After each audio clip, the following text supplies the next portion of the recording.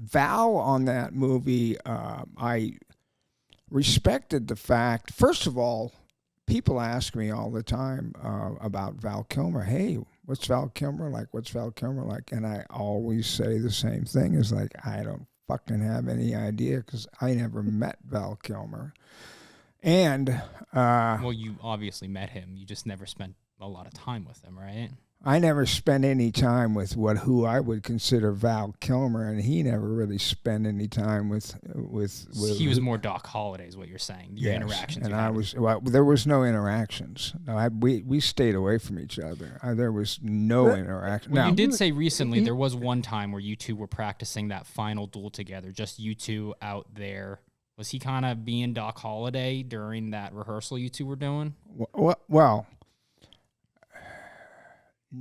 I don't remember whether he was doing the accent or not, but basically, the story is that we had a director who was fired from the movie, and this is a scene that we needed to shoot with George Cosmatos, who I don't even think was there when we shot it. I think we shot it like with a second unit director or producer or something like that. I think you told me that, yeah.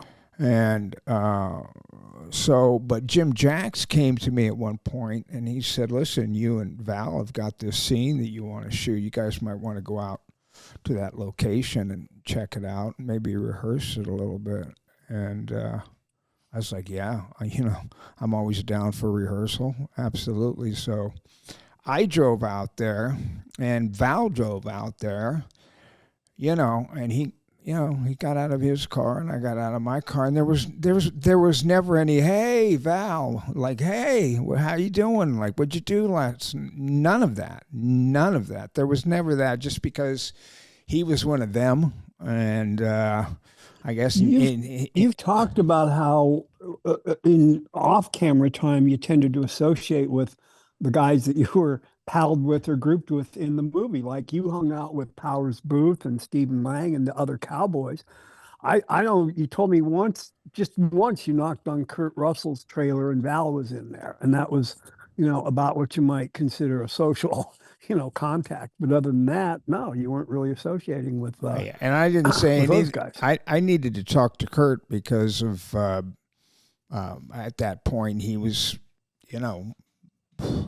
as much in charge as anybody certainly was. Well, with the director having recently been fired. Yeah. And it was really Kurt who was kind of holding the movie together. He was totally holding it together.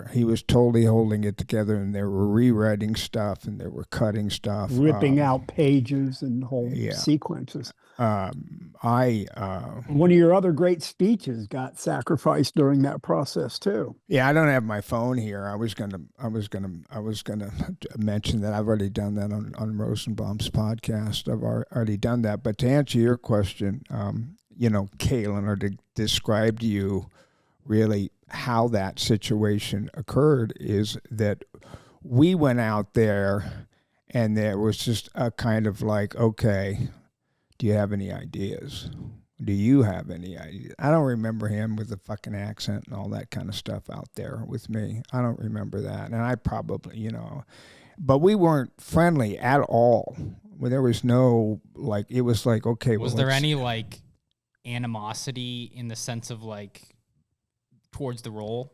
Like, you're the bad guy. Okay, you're the bad guy. So I don't mean animosity between you two, like, actors, people. I mean, like, because you kind of saw each other as adversaries while you were filming, you were kind of almost like, yeah, we should see each other as adversaries right now, sort of thing. Or was it's just a natural thing that sort of happens. There's just I don't think it was conscious, but it just sort of opened up that way. It just sort of unfolded that way. I never talked to him on the set. We never talked, and I never, I worked with him in the saloon when I'm spinning the gun and he's spinning the cup, and we do that great scene. And he was around when I Want Your Blood and I Want Your Soul, and that story. And of course, we had to do the last scene is I'll Be Your Huckleberry. That's the scene that we were rehearsing, and we talked to each other about the fact that we didn't want to do a gunfight that was like every other gunfight that we'd ever seen in every Western that we'd ever seen before. Meaning, why not try it right next to each other instead of being 10 yards and 10 paces and all that kind of stuff that we grew kind up of circling on. each other. Well, that came in because we wanted there to be some, it's from page and a half or whatever, 2 pages, but we wanted some. Well, actually, the way they shot it is probably longer, but we wanted there to be some movement.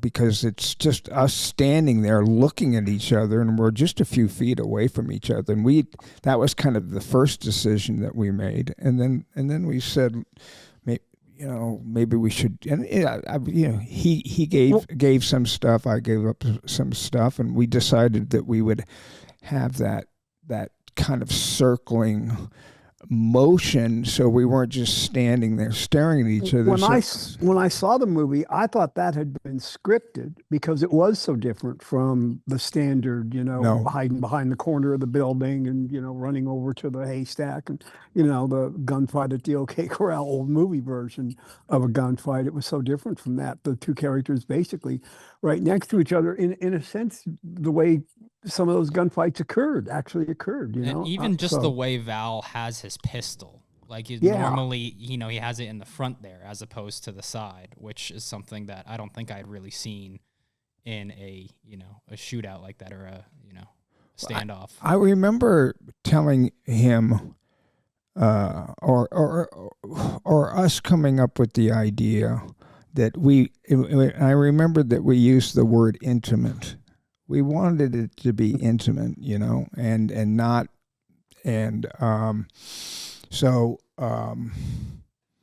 he comes out, and George Cosmatos, you got to give him credit for the fact that they do that thing where he's in the dark. I think it's Wyatt Earp.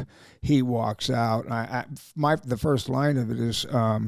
Well, I didn't think you had it in you because I think it's Wyatt Earp, and he walks out and he says, "I'll be your Huckleberry," and doesn't he say? Oh yeah, he says, "Well, Johnny Ringo looks like someone just walked over the grave." That's after he says, "I'll be your after. Huckleberry," Okay. And then he says that line, and then I say to him, "Fight's not with you, Holiday," and he says, "Well, I beg to differ."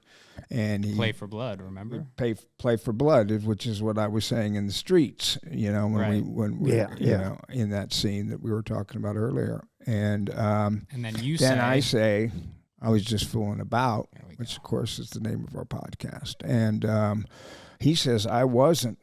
Yeah. And that moment for me as an actor, for Johnny Ringo, of kind of not understanding exactly what is going on to, fuck, you want to, no, that's what people always think. That's how I interpreted it. Like, I thought I was getting wider. It pisses me off. It always pisses me off because a lot of people think I was fucking scared. That's what it comes off. That's what I always thought. No, I read it as you were engaged at this point. Oh, right. Well, it's not until now I've got to go back and go through the lines again, but it's not until I understand, that he actually wants to have a fight with me right then and there. And at that moment of realizing what's going on, I tried to play it, and I tried in the way that I felt, no matter what people see, is like, oh, fuck yeah. Adrenaline starts flowing. Oh, well, you want to have the a opposite. gunfight? There's the snidely whiplash, smile. Well, I got a big fucking. I get a big smile on my face. Yeah, so right. Don't listen to Kaylin. Like that. I have a huge one of the pictures that I sign all the time. Well, it's funny. We were at a Comic-Con this past weekend in Anaheim, and some guy came up to me and said, that smile of you with the crazy eyes, he said, that image haunted me. When I was 13 years old, I watched that movie. It gave me nightmares. Yeah. Well, I don't, so, but we had that, and then after I was shot, he had dialogue, and I had that kind of where I'm like walking and stumbling, and I kind of come up with the fact. I think they cut one of them out, but I kept pulling the trigger on my Colt and Sidearm shooting gun, shooting it as I'm walking, and I've got that like bullet through my brain, and so Val and I, we went out there, we rehearsed that scene as two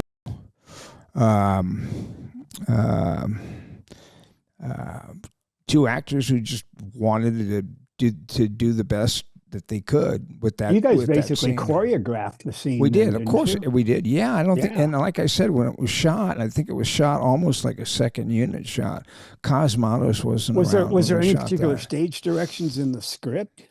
I don't think we paid attention to them. I'd have to go back and look at them, but like I said before, I don't think so. I think all of the idea that we're standing right next to each other, and the idea that there's movement in the scene and there's an intimacy to the scene was all Right. Val and I.